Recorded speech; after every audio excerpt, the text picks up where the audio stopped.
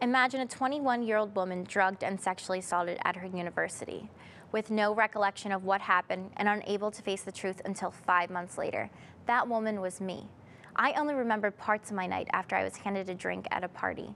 Hours later, I was lucky enough to get myself out of the house and to a nearby restaurant. I remember a short-lived phone conversation with my mother, and that was it. The next morning, I woke up in my bed, not knowing how I got there. I didn't revisit that night until I started having nightmares. It was in July of 2012 when I realized my dreams, my nightmares were actually reality. The reality of that night, March 1st, 2012. Overcoming what had happened to me wasn't easy for any of my friends or family, but it especially wasn't easy for me. It had surfaced so much pain that I experienced throughout my entire life. Being raped ruined me. Someone told me something that changed my life and opened my eyes to why it was me. I was simply one person targeted that night. Wrong place, wrong time. I've been through 1,000 different scenarios of why it was me, but I kept coming back to this: wrong place, wrong time. I believe that I was put in this situation to tell my story and reach out to as many people as I can, because I am strong enough. I choose to be a survivor, not a victim. Almost a quarter of women will experience attempted or completed rape during college. At least 50% of college sexual assaults are associated with alcohol use.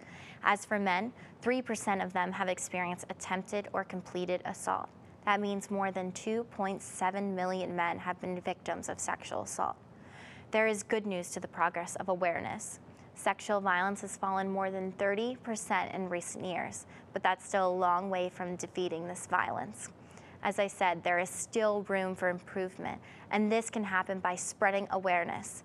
Even as a bystander, you can help by stepping up. Say something, do something. Use your power as a third person to change the outcome of a situation. Sexual assault is everywhere, in the military, college, and in everyday life. We can't escape it, but we can do small things that make a big difference. Lastly, if you are a victim, report the situation.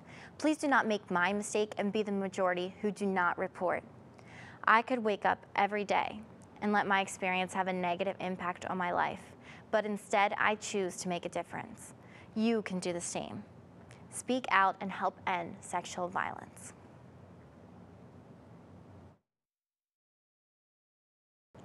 I just want to thank the YWCA of York for letting me partner up with them and take on the fight to end sexual assault together.